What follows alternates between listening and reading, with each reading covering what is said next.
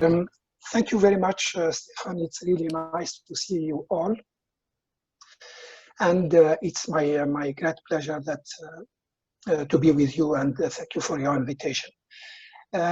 Also, another element is the fact that you have raised the issue of capacity building, which is, from my point of view, one of the main critical issues for the success of the different energy program, would it be renewable or others. Now, just a few facts, and I want to highlight among all the set that you can see on the screen two. We have in the developing countries, they must expand the electricity infrastructure 3 to 4 times just to reach the SDG basic needs, which means that the technology is behind this, and which means that science, technology, innovation, and education are there. Now, the second point that I want also to rise, even though the situation is improving, we unfortunately still do have more than 60% of the Africans that do not have access to electricity. And also in Southeast Asia, if we take South Asia and Southeast Asia, we have something around 30%. So the situation is really critical in terms of access. But when we talk about access, we always have in the backside of it the knowledge base, and the issues related to science, technology, and the capacity building. Very quickly, these figures shows how the centers or the knowledge-based institutions are globally distributed all over the world. And we see that the region which is most likely, within needs of access to electricity is the one who is lacking the infrastructure, 5.2, while if we compare with Africa, with Europe, we have in Europe a very high rate of institutions dealing with the issue of renewables, even though, in terms of access, there is almost no problem.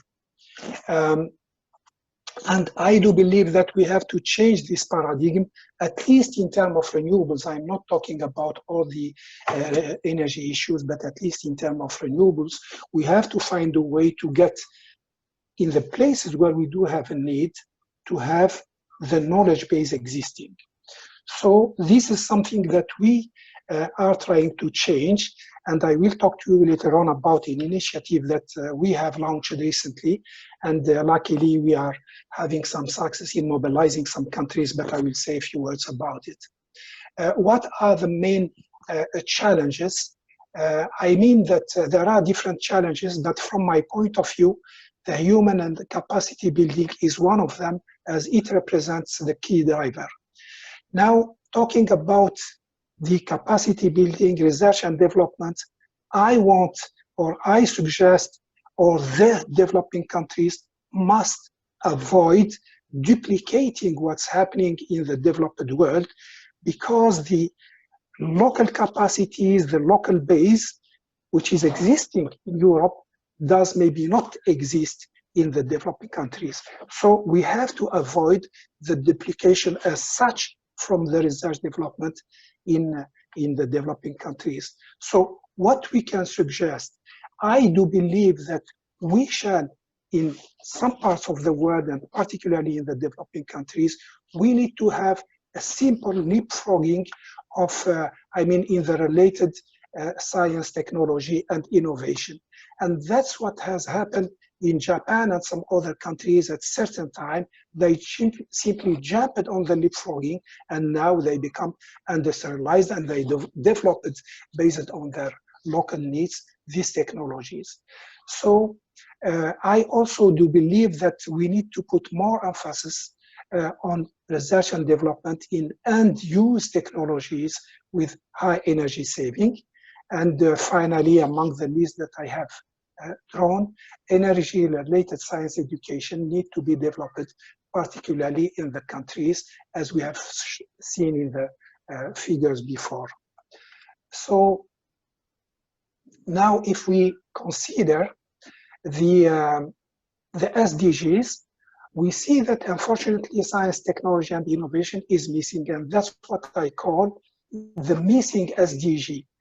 for me, science, technology, and innovation should be there, even though it's a driver to all this set of SDGs, but somehow for me it's the missing SDG, and within the initiative that we are trying to promote, I call it the missing SDG.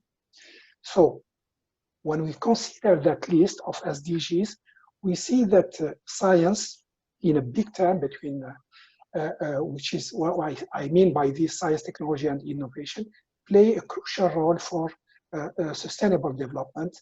And the new development agenda recognizes the need to mobilize science, technology, and innovation at different scale and different level of knowledge. Science, technology, and innovation is in fact the most critical means of implementation of the entire set of SDGs.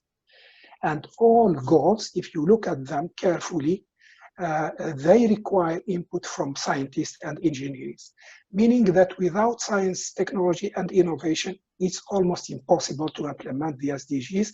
And without the input from the scientists and engineers, it's also impossible to implement the SDGs.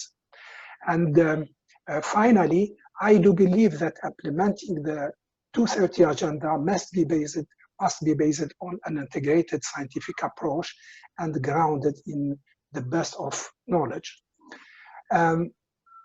Energy and education. The development of human resources in the different countries is vital for viable management of energy resources. And the renewable energy, science, and technology could be, in fact, if we look to the reality, easy to develop in countries with less advanced infrastructure and technological habits. Because they don't have such habits we have in the developed world, they can accept new technologies easily. I take the smartphone case. If you take the young generation, they are mastering the technology very quickly, even though maybe they have not really a very high background in science and technology and so on. So this is the case for the new infrastructures, and particularly those related to energy within the developing countries. And expanding the technological leapfrogging is, from my point of view, key in addressing the energy challenges. This is the only way. To double the share of renewables, which is expected, it will require, in fact, a huge efforts in building human and institutional capacities in the different energy-related science, technology, and innovation. And I added also policy, because we do need to have a specific policy to energy issues.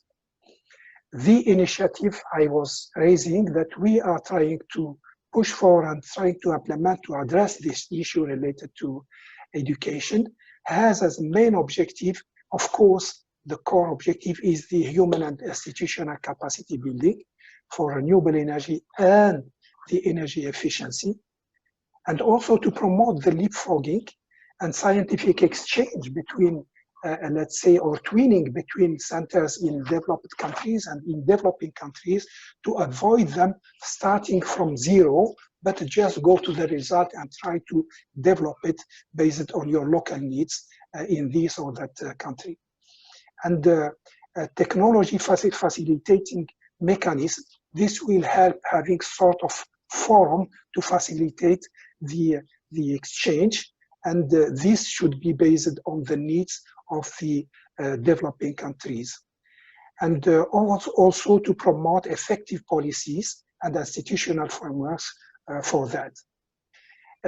Another element that I foresee in the strategy is to see how we can set standards, not only for the technologies, of course, for the technologies, they should be standards, but also for the trading activities. We can't just import or export whatever training. The training should be adapted to the local situation of the specific country we are targeting. In some cases, you need to enhance maybe or to develop end users training. In some cases, It should be for the technicians, and in some cases for the researchers, and so on and so forth. And and also the the main objective, or among the main objectives, is the dissemination of scientific knowledge and technology, and the advocacy for the energy saving as well. The way forward is to link national technical priorities to the SDGs, to create a sort of regional alliances like South-South or North-South cooperation, to develop a productive capacity to promote technological learning and innovation, and reinforce the key institutions or the existing institutions in the different countries. These are the main idea I want to just to submit. I'm trying to be short, as I see that we are really short in time. And just to let you know about the initiative that I am now about to finalize the concept paper, which is almost done. And we have already some countries in Asia who are very much interested.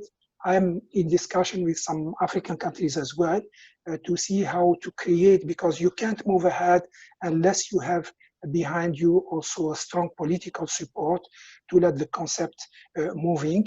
And the objective, I do hope that one day we can succeed in adding among the different SDGs the issue of science, technology, and innovation, and the capacity building issues.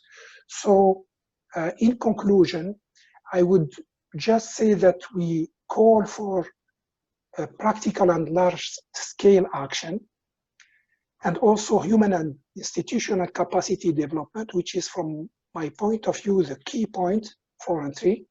The global initiative is one of the actions that can be undertaken, and also to have appropriately funded and managed policies. With this, I thank you, and I hope I was not that brief, but I want to just in these 10 minutes to highlight the few topics which are really, close to my heart, and I do believe of interest to you all. Thank you very much. Thank you so much, Osman. And indeed, I think this global initiative is really worthwhile to support, in particular from a community development perspective, because the resources we've heard, they are there everywhere. What the people mainly need is they need to know, they need to be enabled, empowered how to use them. And I think capacity building is certainly the basis for that. And that is why I thought that it's very worthwhile that you present your thoughts about how we can have a global program. We will do a webinar on capacity building in September that will be announced in detail later. Let me mention this at the end. And then again, thank you very much.